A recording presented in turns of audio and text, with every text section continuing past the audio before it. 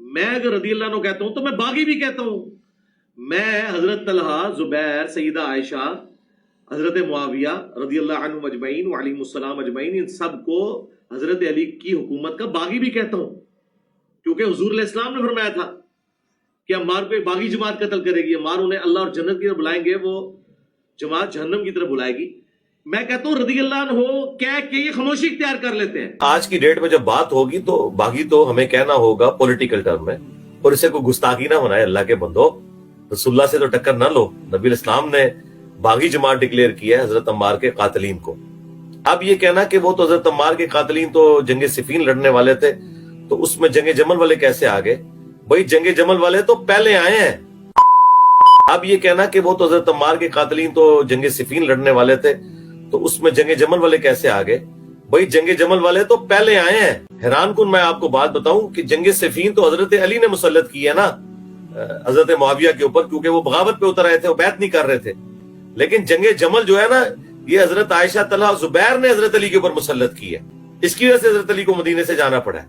تو اس لحاظ سے آپ اگر اس ایک پورشن میں اگر جرم کی انٹینسٹی دیکھیں نا، ایک پورشن میں، تو اس میں جنگ جمل والوں کی جو انٹینسٹی ہے نا جرم کی، وہ صفین والوں سے بڑی ہے. مسند احمد میں یہ حدیث ہے کہ سیدنا علی کہتے ہیں کہ ایک دفعہ نبی صلی اللہ علیہ وسلم نے فرمایا کہ تیرا جھگڑا ہوگا ایک دفعہ عائشہ کے ساتھ. تو حضرت علی نے کہا میں بڑا ظالم ہوں گا یا رسول اللہ کہ میں آپ کی بیوی کے ساتھ جھگڑا کروں گا. آپ نے فرمایا نہیں، وہ ظالم ہوگی اس وقت.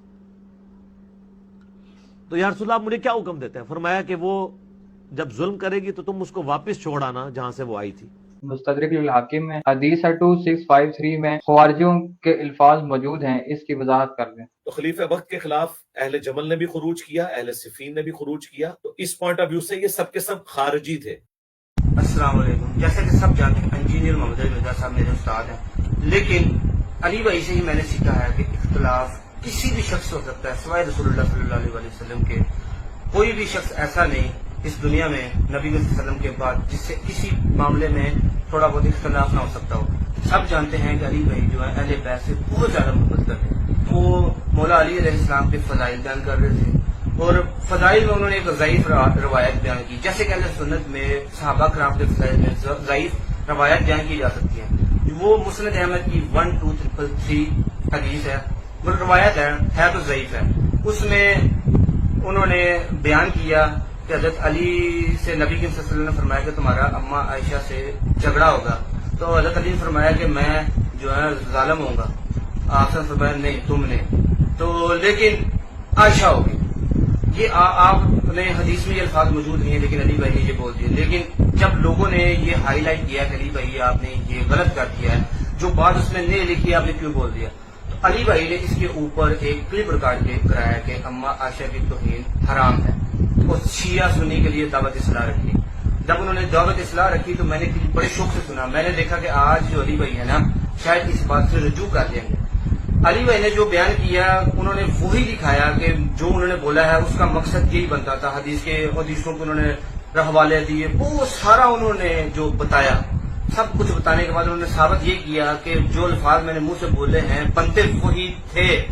لیکن علی بھائی آپ سے ایک موت بنے گزارش ہے ابھی بھی، لیکن وہ الفاظ میں نہیں لکھے.